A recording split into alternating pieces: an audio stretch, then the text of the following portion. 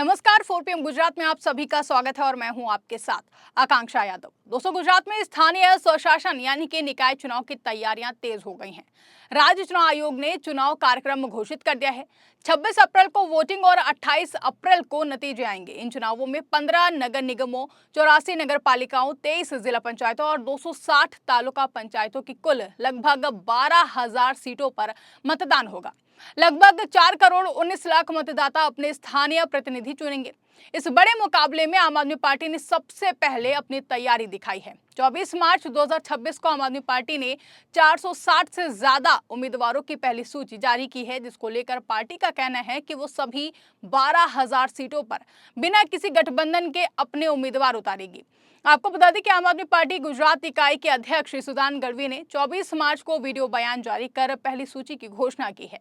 इसमें तालुका पंचायत, जिला पंचायत, नगर पालिका और नगर निगम स्तर के उम्मीदवार शामिल हैं। सूची में 155 नगर निगम, 108 जिला पंचायत, 142 तालुका पंचायत और 50 नगर पालिका उम्मीदवार शामिल हैं।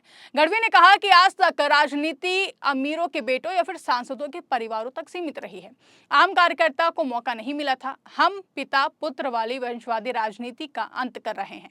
आम आदमी पार्टी ने अपने उम्मीदवारों को आम लोग बताया है। सामाजिक कार्यकर्ता, स्थानीय कार्यकर्ता और साधारण परिवारों से आने वाले लोग हैं।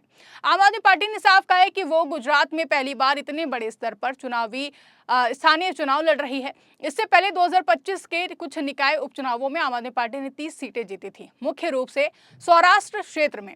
अब पार्टी पूरे राज्य को कवर करने की योजना बना रही है। पार्टी का लक्ष्य बीजेपी की मजबूत पकड़ को चुनौती देना है। आम आदमी पार्टी का आरोप है कि बीजेपी में वंशवाद और भ्रष्टाचार है। केजरीवाल और पंजाब के मुख्यमंत्री भगवंत मान ने 24 से 25 मार्च को गुजरात का दौरा किया। अमरेली में बड़ी रैली हुई। केजरीवाल ने कहा कि आम आदमी पार्टी दिल्ली और पंजाब मॉडल लाएगी। साफ पानी, अच्छी शिक्षा, स्वास्थ्य सुविधाएं और भ्रष्टाचार मुक्त प्रशासन। चुनाव का पूरा शेड्यूल समझ लें। नामांकन 6 अप्रैल से शुरू होगा। 11 अप्रैल को आखिरी तारीख है। 23 अप्रैल को नामांकन की जांच होगी। 15 अप्रैल तक नाम वापस लिए जा सकते हैं। 26 अप्रैल को सुबह 7 बजे से शाम 6 बजे तक वोटिंग होगी। अगर जरूरत पड़ी तो फिर 27 अप्रैल को पुनर्मतदान होगा। 28 अप्रैल को मतगणना होगी। राज्य चुनाव आयुक्त डॉक्टर एस मुरली कृष्ण ने बताया कि 15 नगर निगमों में 1044 सीटें, 84 नगर पालिकाओं में 2624 सीटें और जिला पंचायतों और तालुका पंचायतों की बाकी सीटें मिलाकर कुल 9000 से ज्यादा सीटें हैं। आज सत्ता की आंखों में आंखें डालकर पत्रकारिता करना मुश्किल हो गया है। हमारे 4 PM नेशनल यूट्यूब और फेसबुक चैनल को, जिसे आपका प्यार और विश्वास हमेशा से मिलता रहा है, उसे बंद करके सरकार ने यह साबित कर दिया है कि वो आपके सवालों से कितना डरती है। मुश्किल दौर है, लेकिन हम ना रुके थे और ना ही रुकेंगे। हम सच के लिए हमेशा लड़ते रहेंगे। ऐसे में 4 PM यूपी को ज्यादा से ज्यादा ज्वाइन करें और स्वतंत्र पत्रकारिता को जिंदा रखने के लिए जितना हो सके उतना हमारा आर्थिक सहयोग करें। आपके सहयोग से ये जंग हम जीत कर रहेंगे। कुछ रिपोर्ट्स में 12,000 का आंकड़ा भी दिया गया है। कुल मिलाकर ये गुजरात का सबसे बड़ा स्थानीय चुनाव होगा। आम आदमी पार्टी ने 16 मार्च को ही ऐलान कर दिया था कि वो सभी सीटों पर चुनाव लड़ेगी। उम्मीदवारों के आवेदन 26 लोकसभा क्षेत्रों में लिए गए हैं।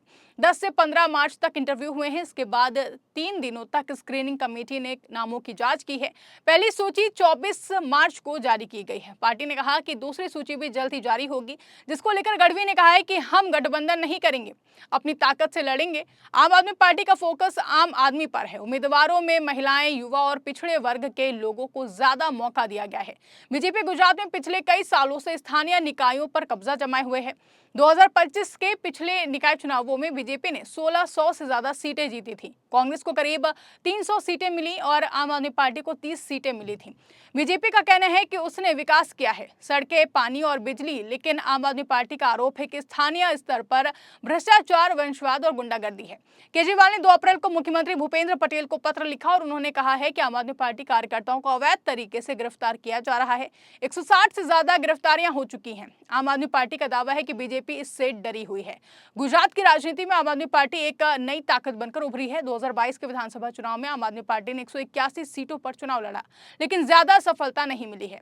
अब स्थानीय चुनाव में वो तीसरी ताकत बनने की कोशिश कर रही है। दिल्ली और पंजाब में आम आदमी पार्टी की सरकार है। वहां मोहल्ला क्लिनिक, फ्री बिजली और अच्छे स्कूल जैसे काम किए गए हैं।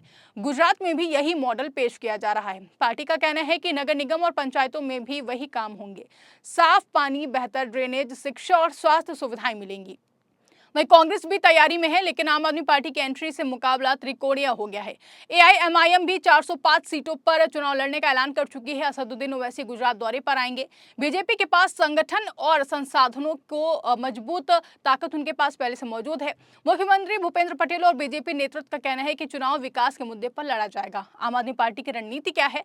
Party open to all formula अपना रही है। कोई भी योग्य व्यक्ति टिकट के लिए आवेदन कर सकता है। वंशवाद का मुद्दा उठाकर आम आदमी पार्टी बीजेपी और कांग्रेस दोनों को घेर रही है। आपको बता दें कि गढ़वी ने कहा है कि पहले राजनीति परिवारों की थी, अब आम लोगों की होगी।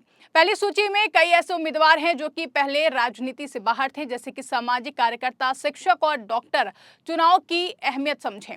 स्थानीय निकाय रोजमर्रा की समस्याएं सुलझाते हैं, पानी, बिजली, सड़क, कचरा और अस्पताल। अगर आम आदमी पार्टी यहाँ अच्छा प्रदर्शन करती है तो फिर 2027 के विधानसभा चुनाव के लिए मजबूत आधार बन सकता है। गुजरात बीजेपी का गढ़ रहा है, 1995 से लगातार सत्ता में है। आम आदमी पार्टी को यहाँ बड़ा ब्रेक थ्रू चाहिए। पिछले कुछ महीनों की घटनाओं पर नजर डालें तो मार्च में आम आदमी पार्टी ने स्क्रीनिंग शुरू की थी। केजरीवाल और भगवंत मान की रैली में हजारों लोग जुटे। पार्टी का दावा है कि गुजरात की जनता बदलाव चाहती है, लेकिन बीजेपी का कहना है कि आम आदमी पार्टी सिर्फ वादे करती है, काम नहीं करती।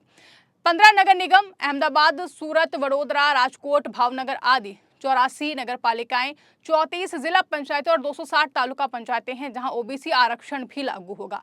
कुछ जिलों में पंचायत अध्यक्ष पदों पर ओबीसी आरक्षण नया है।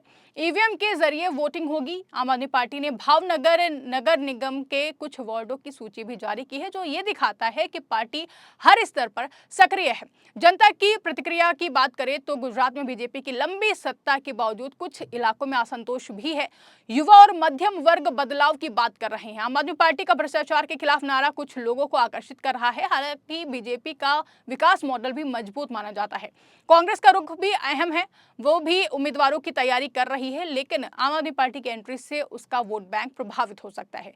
बीजेपी की तैयारियां भी पूरी हैं। स्थानीय स्तर पर कार्यकर्ताओं को सक्रिय किया जा रहा है। पार्टी का फोकस विकास और स्थिरता पर है। आम आदमी पार्टी की चुनौतियां भी कम नहीं है। गुजरात में उसका गठबंधन अभी कमजोर माना जाता है। दिल्ली और पंजाब से अलग राजनीति और सामाजिक माहौल है। हालांकि केजरीवाल की लोकप्रियता और आम आदमी पार्टी की छवि पार्टी के लिए मददगार हो सकती है। कुल मिलाकर 26 अप्रैल का चुनाव गुजरात की राजनीति के लिए बड़ा टेस्ट होगा। आम आदमी पार्टी ने 460 से ज्यादा उम्मीदवारों के साथ शुरुआत कर दी है। बाकी सूचियां जल्द ही आने की उम्मीद है। पार्टी का दावा है कि 2500 से ज्यादा उम्मीदवार तैयार हैं। हालांकि अभी आधिकारिक रूप से पहली सूची ही जारी हुई है। ये चुनाव सिर्फ सीटों का नहीं बल्कि स्थानीय मुद्दों का भी है। पानी, ड्रेनेज, स्वास्थ्य और शिक्षा जैसे मुद्दे सीधे जनता से जुड़े हुए हैं। आम आदमी पार्टी इन्हीं मुद्दों पर फोकस कर रही है, जबकि बीजेपी अपने विकास कार्यों को सामने रख रही है। अंतिम फैसला 26 अप्रैल को जनता करेगी। आम आदमी पार्टी की ये तैयारी गुजरात में उसकी पहली बड़ी स्थानीय लड़ाई है। अगर प्रदर्शन अच्छा रहा तो पार्टी की छवि मजबूत होगी, नहीं तो चुनौतियां बढ़ेंगी। फिलहाल सभी की नजरें 6 अप्रैल से शुरू होने वाली नामांकन प्रक्रिया पर है। गुजरात की जनता अब देख रही है कि कौन सच में आम आदमी का साथी है। वहीं इस खबर पर आपकी क्या राय है, कमेंट करके हमें जरूर बताइएगा। फिलहाल के लिए इस खबर में बस इतना ही। ऐसी तमाम बड़ी और राजनीतिक खबरों के लिए आप बने रहिए और देखते रहिए 4 PM गुजरात। धन्यवाद।